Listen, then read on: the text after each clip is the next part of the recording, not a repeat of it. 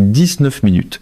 C'est le temps que 2 chasseurs iraniens F-14 Tomcat ont passé dans le sillage d'un F-22 Raptor de l'armée de l'air américaine au-dessus du nord du golfe Persique. L'appareil que des généraux américains ont décrit en témoignage devant le Congrès comme le chasseur de supériorité aérienne le plus meurtrier jamais construit par quelque nation que ce soit sur Terre. 19 minutes. Pas dans un combat aérien tournoyant, pas dans un engagement en virage où les lois de la physique et l'habileté des pilotes décident qui survit et qui ne survit pas. Dans une poursuite en queue délibérée, soutenue, coordonnée, au cours de laquelle 2 pilotes iraniens aux commandes d'appareils construits avant la naissance de la plupart des membres de leur équipe au sol. Des appareils qu'Iran a maintenus en vie pendant 4 décennies de sanctions, grâce à une ténacité d'ingénierie remarquable, sont restés à portée de détection radar du chasseur le plus avancé au monde pendant 19 minutes consécutives. Et le pilote du Fun-2 n'a pas réussi à les semer. Pas parce qu'il manquait d'habileté, pas parce que son appareil manquait de capacité, pas parce que sa formation l'avait mis en échec, mais parce que les 2 pilotes iraniens avaient été formés de façon spécifique, précise et exhaustive pour ce seul scénario. Parce que les tactiques qu'ils utilisaient avaient été développées et répétées pendant des années. Parce que la géométrie d'une poursuite en queue dans un couloir maritime confiné, où l'océan en contrebas établit un plancher, où l'espace aérien territorial iranien constitue une muraille d'un côté, où le droit international de l'air fixe des contraintes sur les réponses disponibles avait été étudié, simulé et joué par des instructeurs iraniens de combat aérien, jusqu'à produire un manuel tactique que les concepteurs du 22 n'avaient pas intégré dans leur modélisation des menaces. Maintenant, imaginez un homme. Il est l'officier de quart au centre des opérations aériennes combinées de la base aérienne d'Al-Udeid, au Qatar, le centre névralgique qui gère tous les aéronefs militaires américains opérant dans l'ensemble du Moyen-Orient. Il occupe ce poste depuis 6 ans. Il a géré des centaines de situations d'interception. Il a déjà vu des appareils iraniens s'approcher d'actifs américains. Il n'a jamais vu ce qu'il observe en ce moment sur son écran. 2 contacts iraniens, un contact américain, une seule trajectoire, 19 minutes de suivi et un appel radio du pilote du F-22 posé, professionnel, lapidaire, utilisant un code de brièveté que l'officier de quart n'avait jamais entendu hors simulation.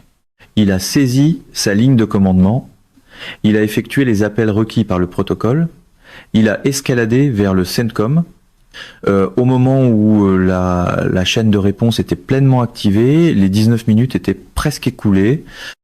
Et ce qui s'est passé dans les dernières secondes de ces 19 minutes, et ce que cela a révélé sur une lacune dans la doctrine américaine de supériorité aérienne, que le programme F-22 n'avait jamais été chargé de combler, a changé la façon dont l'armée de l'air américaine envisage ses opérations dans l'espace aérien confiné adjacent au territoire d'un adversaire.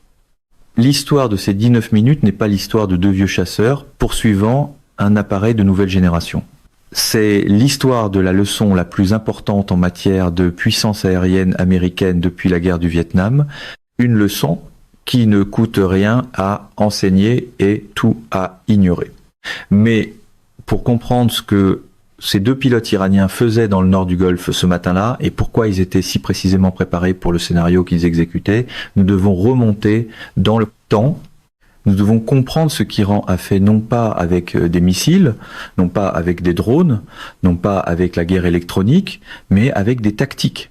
Avec l'étude patiente, disciplinée et opérationnellement spécifique de la façon de placer un appareil qui coûte 150 millions de dollars à construire et un pilote qui a suivi 10 ans de formation dans une situation que les concepteurs de l'appareil n'avaient pas anticipée. Parce que l'armée de l'air iranienne n'est pas une armée de l'air qui gagne en étant meilleure. L'armée de l'air iranienne ne peut pas être meilleure. Elle ne peut pas dépenser plus que les États-Unis. Elle ne peut pas les surpasser en production. Elle ne peut pas former ses pilotes plus longtemps, remplir ses hangars plus profondément ou développer un aéronef plus avancé que le pays qui a inventé la furtivité, le supercroisière et la fusion de capteurs. Ce qu'Iran peut faire, ce que la force aérienne des gardiens de la révolution islamique a passé 20 ans à développer, c'est trouver la situation dans laquelle être meilleur importe moins qu'être préparé pour ce scénario précis. Ce scénario s'appelle une interception en poursuite. Et Iran s'y entraîne dans son espace aérien du Golfe contre ses propres appareils servant de cible simulant des avions américains depuis au moins 2015. Une interception en poursuite n'est pas un combat aérien tournoyant. Dans un tel combat, l'appareil le plus capable gagne presque toujours. La combinaison super-croisière, maniabilité par vectorisation de poussée, capacité missile hors visée et faible section radar du Fin 2 lui confère un avantage qui est, selon l'évaluation honnête de tout analyste, indépendant de combat aérien, décisif. Une interception en poursuite n'est pas un combat tournoyant, c'est un problème de géométrie. Et les problèmes de géométrie ont des solutions différentes des problèmes de performance. La géométrie fonctionne ainsi. Deux aéronefs se positionnent derrière un aéronef cible, l'un légèrement haut et à gauche, l'autre légèrement bas et à droite, à une distance qui les maintient en contact visuel, mais hors de l'enveloppe de réponse immédiate aux menaces pour laquelle les systèmes défensifs de la cible sont optimisés. Ils n'essaient pas de tirer, ils ne manœuvrent pas agressivement. Ils restent simplement là, patients, coordonnés. Maintenant, leur position grâce à une formation disciplinée qui exige que la cible exécute une manœuvre à haute énergie soutenue pour briser la géométrie. La manœuvre à haute énergie soutenue est le problème. Le Fin 2 en configuration super-croisière consomme du carburant à un rythme que sa capacité interne peut soutenir pour une durée de mission définie. Cette durée est calculée pour le profil de mission assigné à l'appareil patrouille, surveillance, soutien, escorte. Elle n'est pas calculée pour 19 minutes de manœuvre à haute énergie soutenue pour briser la géométrie d'une interception en poursuite. Lorsqu'un appareil exécute les manœuvres nécessaires pour briser une interception en poursuite dans un couloir confiné, virage serré, changement d'altitude, variation de vitesse, il consomme du carburant à un rythme qui comprime considérablement le temps de mission restant. Dans un couloir confiné avec peu d'espace latéral, où l'espace aérien territorial iranien contraint un axe et une surface océanique contraint l'autre, le nombre de manœuvres disponibles avant que l'état de carburant ne devienne critique est fini. Les instructeurs iraniens de combat aérien avaient calculé ce nombre. Ils avaient déterminé, à partir de données observables sur la consommation de carburant du 22 lors de manœuvres à haute énergie données dérivables du renseignement sur les signaux, de la physique et des spécifications de performance publiées des moteurs GE100-19 propulsant l'appareil qu'une interception en poursuite soutenue dans le couloir du nord du Golfe comprimerait le temps de mission disponible du 22 jusqu'au point où le pilote ferait face à un choix: interrompre la mission et rentrer à la base, ou poursuivre la mission et accepter un état de carburant qui réduirait ses options d'urgence. Ce choix, non pas les F-14 eux-mêmes, non pas leurs armes, non pas leurs capteurs, était l'arme qu'Iran avait construite. Et pour comprendre pourquoi Iran l'avait construite, vous devez comprendre quelle mission le Fin 2 effectuait ce matin-là et pourquoi Iran avait besoin de l'arrêter. Le matin de l'interception, 07 H48, heure locale. Ciel dégagé au-dessus du nord du golfe Persique. Visibilité illimitée. Vent du nord-ouest à 12 nœuds. Le Fin 2 opérait dans un couloir de soutien à la surveillance, volant selon un modèle d'orbite qui le plaçait en position de collecter du renseignement sur les émissions radars de défense aérienne iranienne dans les approches occidentales du détroit d'Ormuz. Pas une mission agressive, pas une mission de combat au sens traditionnel. Une mission de collecte.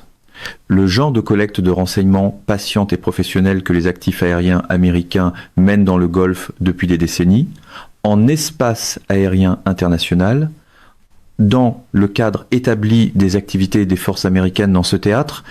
La mission avait un objectif spécifique ce matin-là, un objectif que l'officier de Card al-Udeid décrirait plus tard dans son rapport d'incident comme urgent et significatif sur le plan opérationnel. Une fenêtre de collecte de renseignements sur un système radar de défense aérienne iranien que les planificateurs américains devaient caractériser avant une opération plus large prévue plus tard dans la semaine. Iran savait que cette fenêtre existait non parce qu'il avait lu le plan opérationnel américain, mais parce que le modèle d'orbite du Fin 2 au cours des 4 jours précédents avait été suffisamment cohérent, le même couloir, la même bande d'altitude, le même horaire par rapport au calendrier de fonctionnement connu du radar iranien qu'un analyste de renseignement iranien ayant accès aux données de suivi radar depuis la rive nord du détroit pouvait déduire l'objectif de collecte. Iran n'avait pas besoin de pirater un réseau pour savoir ce que faisait le 22. Il avait besoin d'observer le modèle d'orbite pendant 4 jours. À 07h 48 minutes 22s, le récepteur d'alerte radar du pilote du 22 a détecté 2 contacts aériens décollant de la base aérienne de Bandar Abbas sur la côte iranienne à environ 160 km au nord-est du couloir de patrouille. Les contacts émettaient des codes IFF militaires iraniens. Le pilote a signalé les contacts à l'officier de Kard al-Udeid et a poursuivi sa mission. Les contacts étaient des F-14. La force aérienne des gardiens de la révolution islamique avait mis en alerte 2 appareils du 81 escadron de chasse tactique, l'unité qui exploite la flotte opérationnelle restante de F-14 d'Iran et dont les pilotes effectuent des exercices d'entraînement à l'interception en poursuite au moins 2 fois par mois depuis 2019. À 07h 53 4 minutes et 45 secondes après le décollage, les 2 F-14 ont atteint leur géométrie de positionnement initiale, haut à droite et bas à gauche du F-22, à une distance d'environ 6-2 km, assez proche pour être acquis visuellement par le pilote du 22. Assez loin pour être hors du seuil immédiat qui aurait nécessité un calcul de réponse différent. L'officier de Kard al-Udeid observait 3 trajectoires sur son écran, une américaine, 2 iraniennes, toutes se déplaçant ensemble. Le pilote du F-2 a exécuté sa première manœuvre de rupture à 07 H 54 minutes 30 et un S, un virage serré à droite en descente conçue pour forcer les appareils en poursuite à dépasser leur position ou à sacrifier leur géométrie pour le suivre. Le F-14 de tête a amorcé le virage avec lui. L'ailier a maintenu sa position, passant fluidement à une nouvelle géométrie qui maintenait la poursuite au nouveau cap. Il s'était entraîné spécifiquement pour ce virage. Le pilote du F-2 a exécuté sa deuxième manœuvre à 07h 56 minutes 44, S, une extension verticale, montant brusquement, puis inversant conçu pour séparer les appareils en poursuite verticalement et créer une géométrie offensive pour les missiles hors visée du F-2. Les F-14 n'ont pas suivi l'extension verticale. Ils ont réduit la puissance, maintenu leur séparation latérale et attendu à moyenne altitude que le F-22 termine la manœuvre et revienne à un profil de vol soutenable. Ils s'étaient entraînés spécifiquement pour cette manœuvre. 7 manœuvres, 19 minutes, l'état de carburant que le pilote du 22 a transmis à l'officier de Kard al-Udeid à 0,8 à 4 minutes, 17 S 12 minutes. Après le début de l'interception, en poursuite, était le chiffre qui a tout changé. L'officier de quart a regardé l'état de carburant, il a regardé la distance jusqu'à la base de récupération la plus proche, il a effectué le calcul que le protocole exigeait, il a dit au pilote d'interrompre la mission et de rentrer à la base. La fenêtre de collecte de renseignements dont les planificateurs américains avaient besoin à la caractérisation du système radar iranien, censé informer une opération plus large prévue plus tard dans la semaine, s'est fermée à 08 H 7 minutes 33 S lorsque le F-2 a viré vers le sud-ouest en direction du Qatar. Les F-14 n'ont pas poursuivi. Ils ont viré vers le nord-est en direction de Bandar Abbas. Leur mission était accomplie. Ils n'avaient pas tiré une arme. Ils n'avaient pas menacé le F-2 avec quoi que ce soit que le droit international qualifierait d'acte hostile. Ils avaient volé en espace aérien international en formation derrière un appareil américain pendant 19 minutes et exécuté une série de manœuvres bien rodées en réponse aux tentatives du F-2 de briser leur géométrie. Et ils avaient mis fin à la mission de collecte dont le plan opérationnel américain dépendait sans un coup de feu, sans un missile, sans franchir une seule ligne qui aurait autorisé une réponse américaine plus conséquente qu'interrompre la mission et rentrer. Mais cela aussi significatif que soit l'échec de la mission n'est que le début de ce que ces 19 minutes ont révélé. Parce que la mission qui n'a pas été accomplie ce matin-là n'est pas l'histoire principale. Ce que les 19 minutes ont révélé sur la lacune dans la doctrine américaine de supériorité aérienne et ce que le rapport d'incident de l'officier de quart a déclenché à l'intérieur d'Al-Udeid détaille qui change tout. Voici la réalité militaire qu'aucun communiqué de presse de l'armée de l'air n'a jamais formulé en langage clair. Le programme Fin 2 a été conçu pour résoudre un problème spécifique.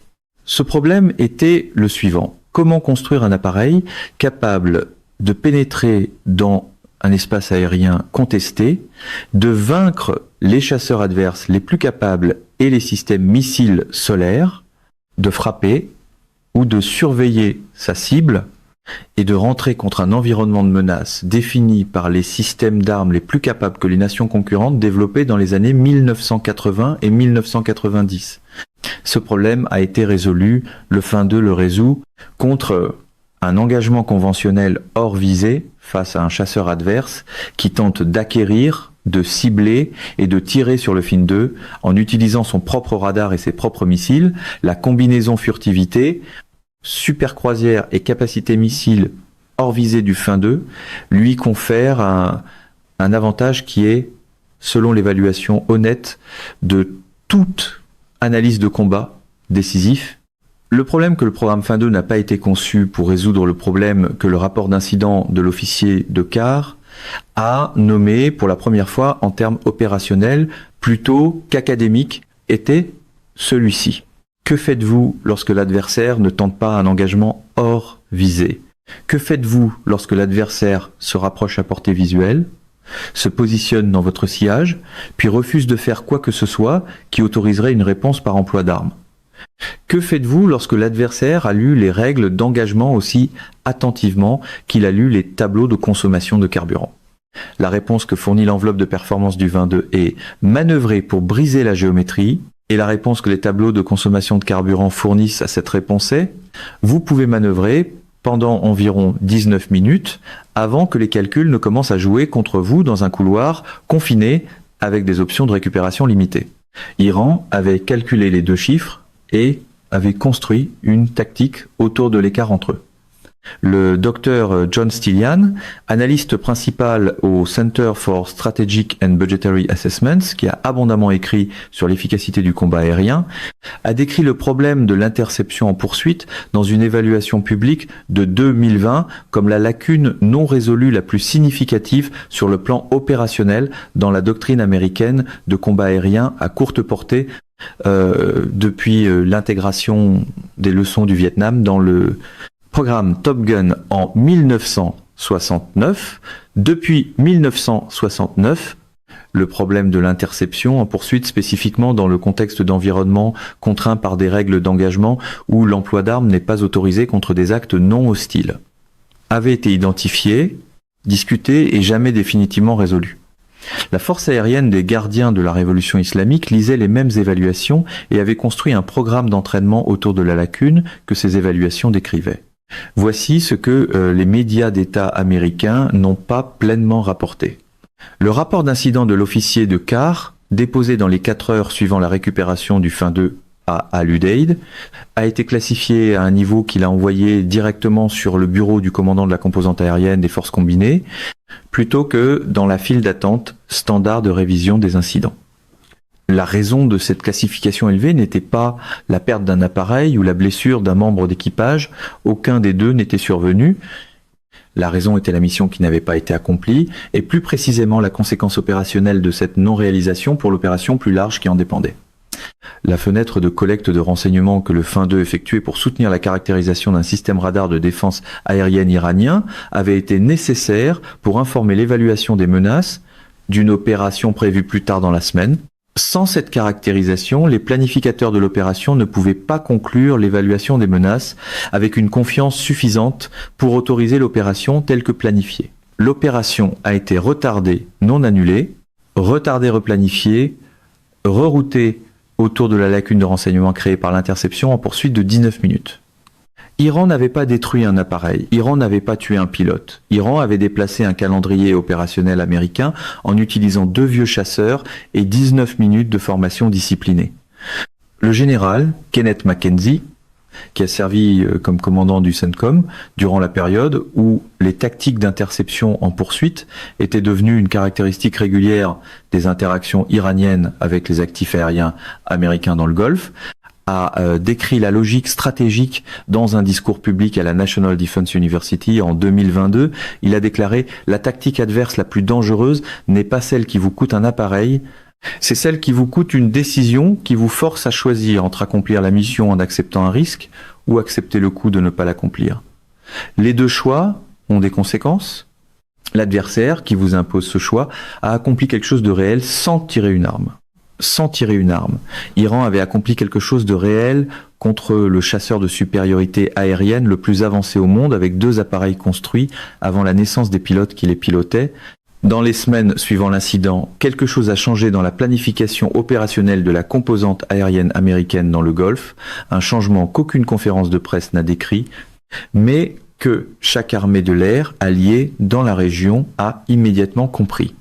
Les couloirs de patrouille standard que les appareils américains, y compris les 22 effectués dans le nord du Golfe, ont été révisés.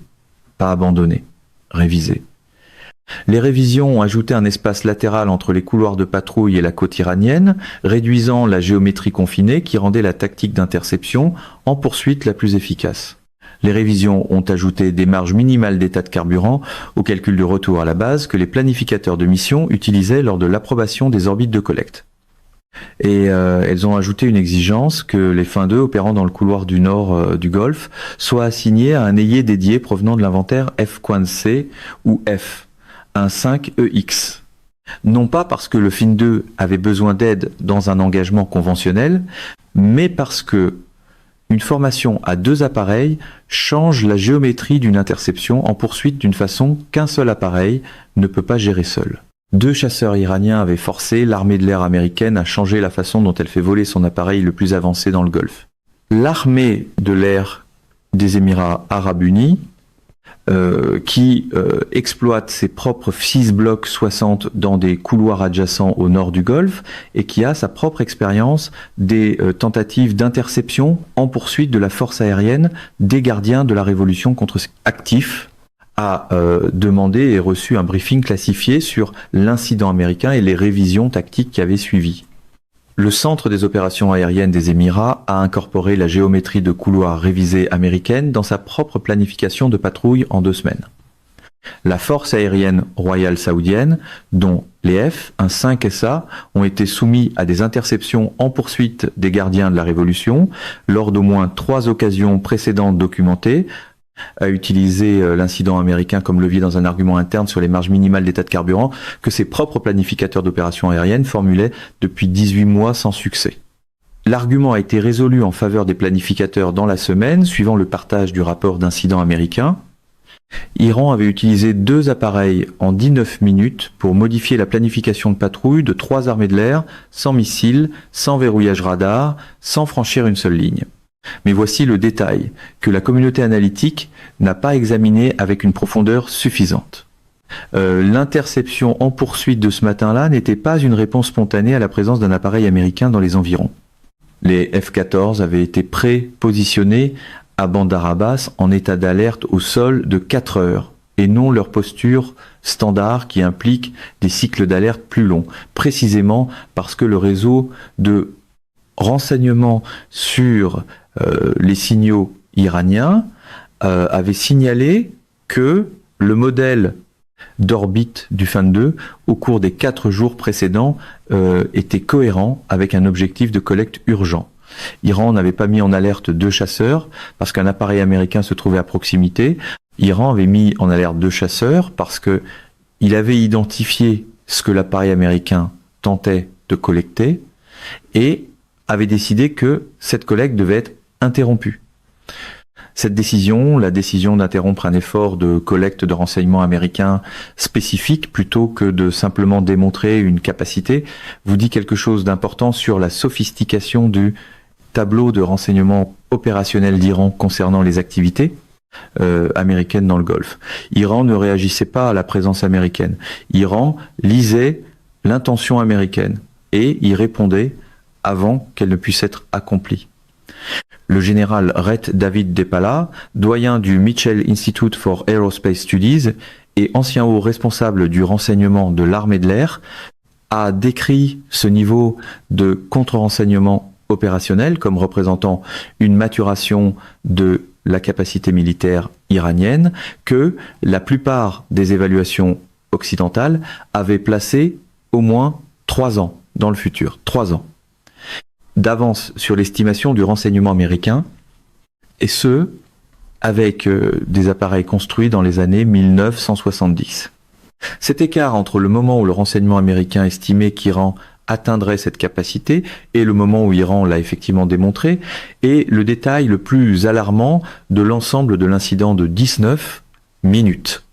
Parce que si l'évaluation s'était trompée de 3 ans sur cette capacité, la question que chaque analyste de renseignement dans chaque agence américaine responsable de l'évaluation de la capacité militaire iranienne se posait discrètement dans les semaines qui ont suivi était: sur quoi d'autre l'évaluation se trompe-t-elle de 3 ans?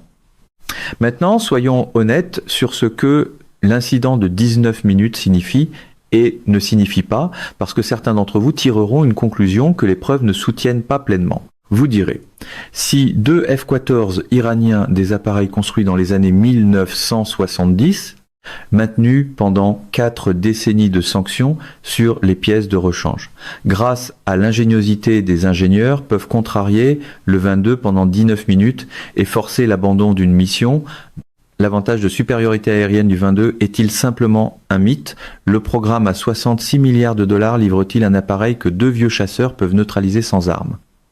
Ce sont des questions légitimes. Elles méritent des réponses directes. Voici la réalité.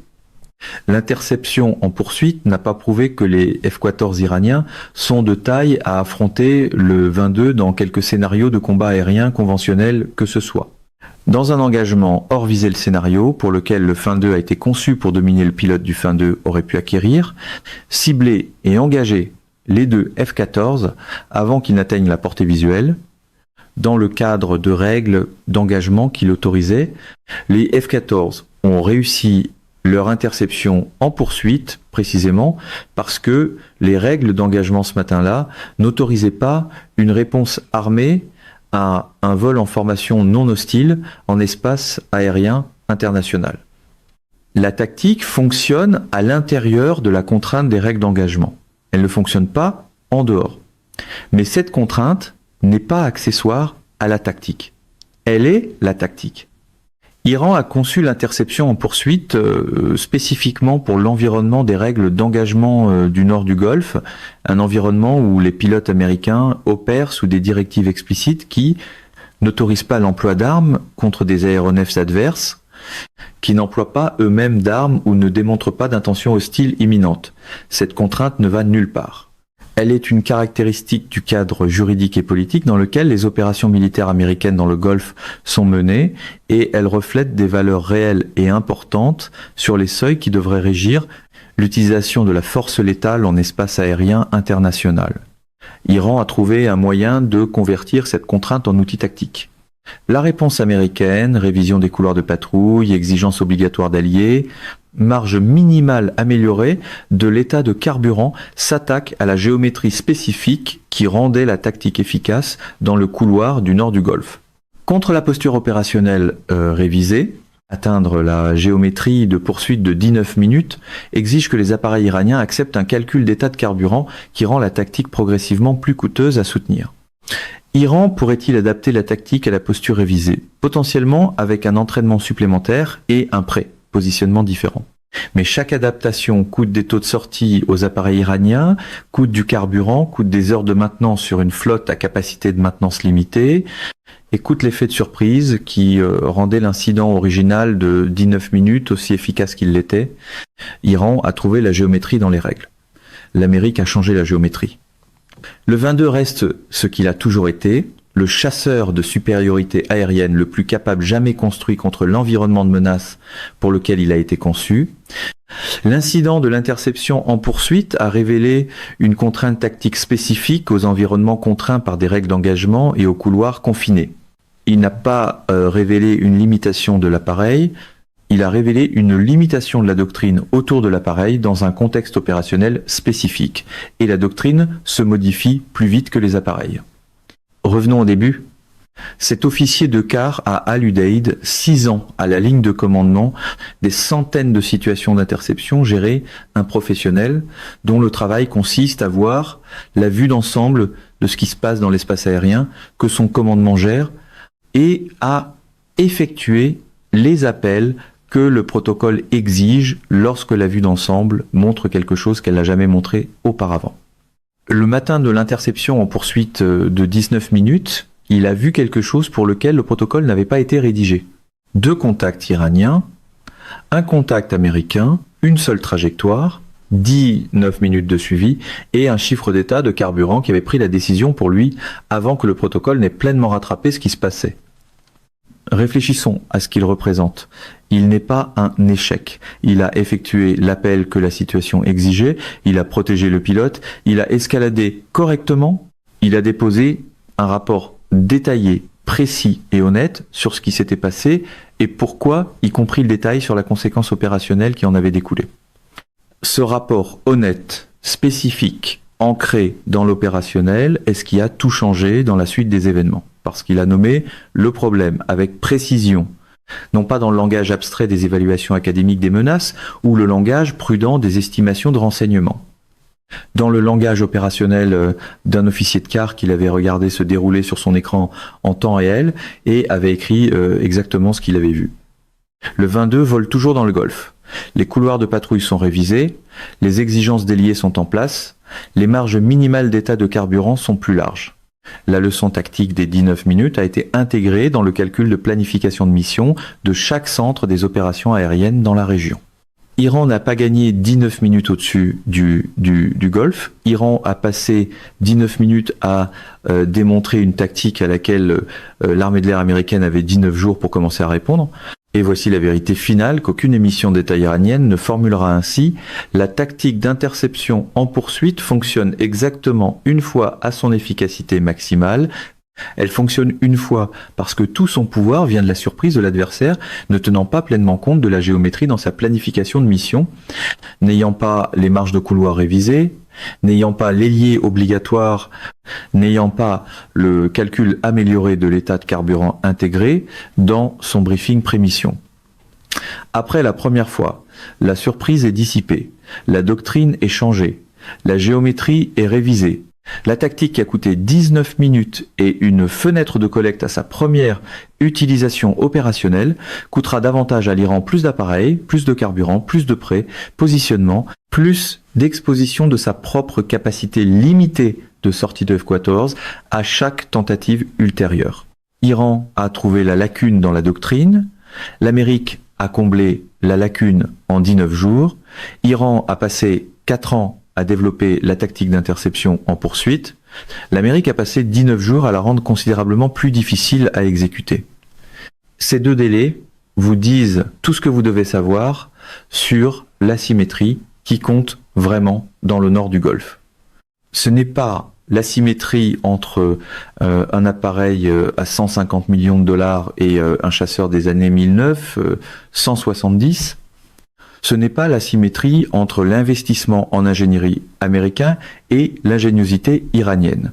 C'est l'asymétrie entre le temps qu'il faut pour trouver une lacune dans une doctrine et le temps qu'il faut pour la combler.